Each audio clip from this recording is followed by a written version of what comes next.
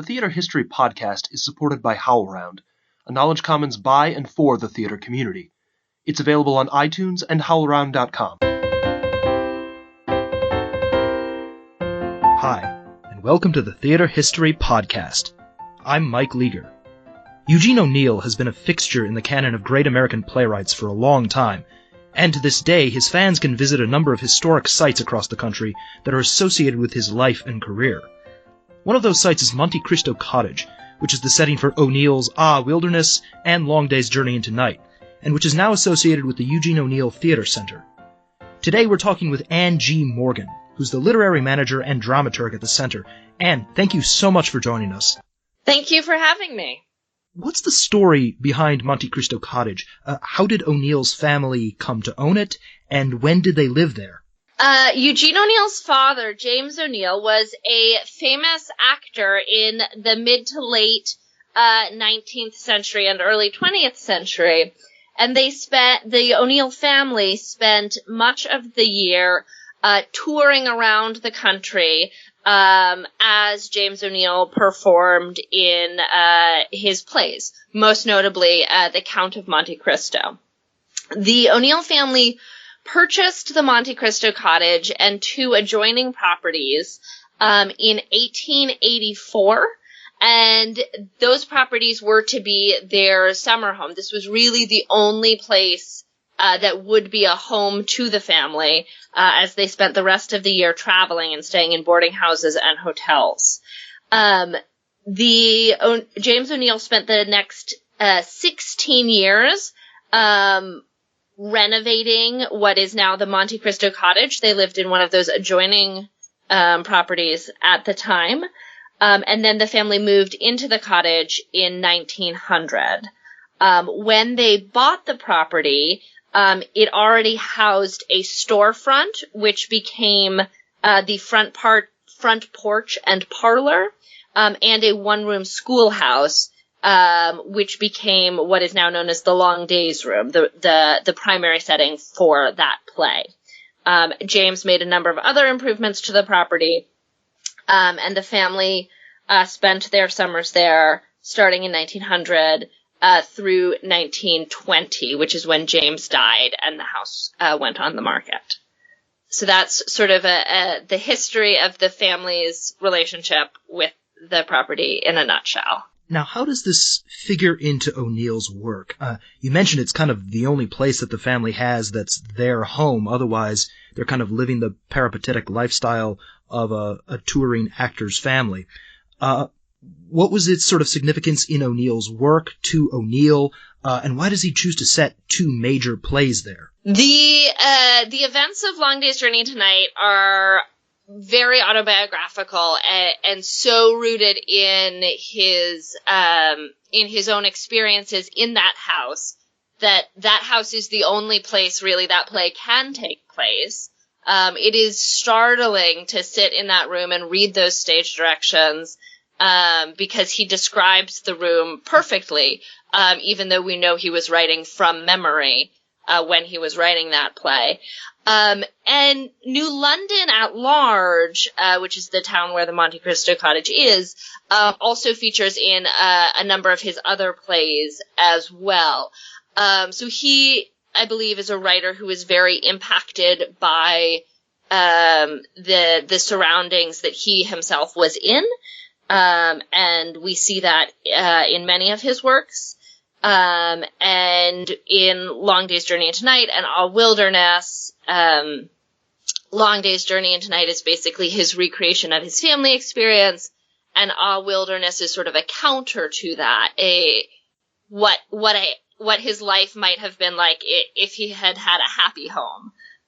So it makes sense that both of those plays are set in that very specific place. What does the cottage look like now? Could you obviously we're working with a podcast here, not with visual material, but could you maybe kind of walk us through it, figuratively speaking? Sure.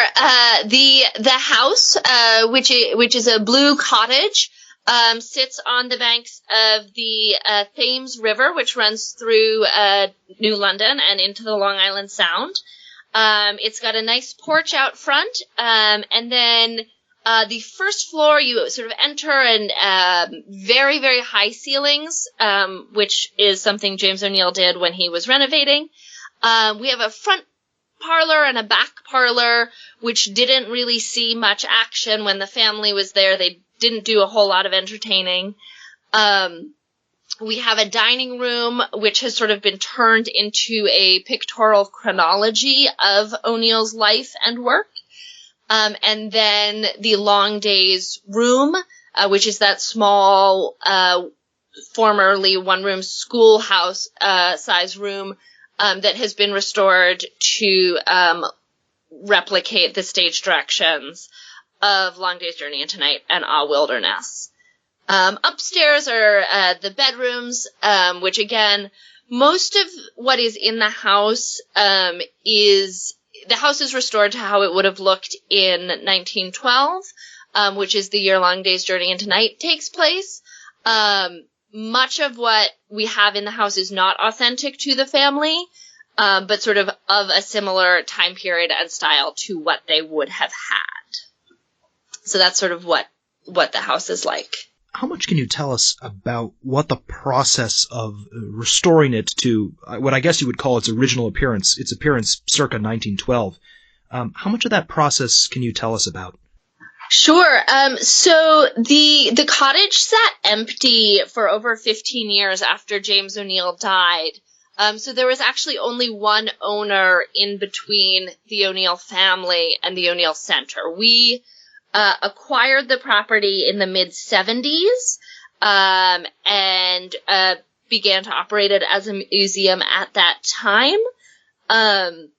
We had some amazing and passionate curators who sort of sought out as much information about what the house would have been like, working with biographers and historical records and so forth, and finding sort of period artifacts to put in the house. And it sort of was a room-by-room process. You know, when it first started, maybe one room was restored, and for much of its history, only the first floor was actually restored. And I think the sort of full house restoration, completion, grand opening was in 2005, so just over 10 years ago now. And now, for the most part, I think the sort of historical elements of the museum are in place, and it's about making sure, the building doesn't fall down and all of those other things that come into play when you're dealing with an old house. Now, one of the things we keep bringing up over and over again on this podcast is this difficulty of recapturing the feeling of live performance, this moment that's here and then just as suddenly it's gone. And you can never really fully regain what it was like to be at that live performance. I'm curious what the value is of a museum. How do you sort of see the role of this cottage in helping us to better understand O'Neill's legacy? Sure. Well, it's great timing for you to ask this question, because right now, during the month of April and May, Flock Theater, which is a local Connecticut theater company, is actually doing what I believe is the first site-specific production of Long Day's Journey into Night. They're doing it in the room where it's set at the cottage. So that's very exciting. And so I think they're really hooking into that. But even for just visitors to the cottage, I think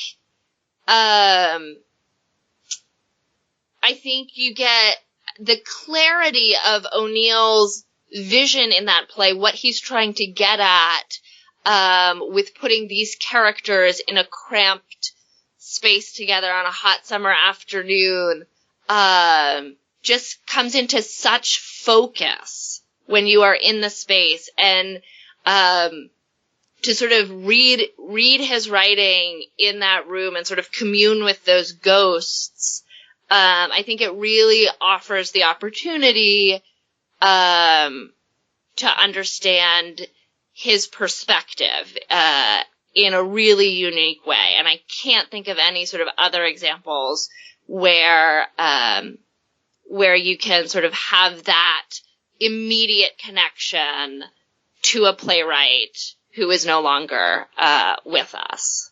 You speak of that immediate connection, and I'm curious how visitors respond when they're there. Most of that, well, it's funny because some of we get a wide range of visitors to the cottage. We get some people who are just coming through Connecticut and here's a historic house and let's check it out and see what New London was like around the turn of the 20th century. But the people who come from a theater background and know the play and know O'Neill's work and legacy, most of them are quite moved and struck by the experience of encountering the space. And we have a lot of people who are designers, directors, actors who are about to embark on any O'Neill project. They'll come and visit and just sort of walk the same floors that he walked. And I think that's a pretty special thing. One of the things that I think is really interesting is that the room itself, the Long Days room, is pretty small. It's a small square room. And it's much, much smaller than most theater stages. So any director or designer who's encountering the work is going to have to reconfigure that space for a theatrical setting. But I think seeing the original architecture helps a lot as they move forward. Now, as I mentioned, Monte Cristo Cottage is also part of the Eugene O'Neill Theater Center, and I'm especially glad that we have you as a guest because in your role as a literary manager and dramaturg, you're involved in the present and the future of theater as well as the past represented by the cottage. Can you tell us just a little bit about the center and more specifically how your work interfaces with having this historic site there as part of the institution? Sure. The Monte Cristo Cottage is really the only piece of the O'Neill Center as a whole that sort of leans more into our theatrical past than leaning into our theatrical future. It's sort of our one key thing that honors the work of our namesake.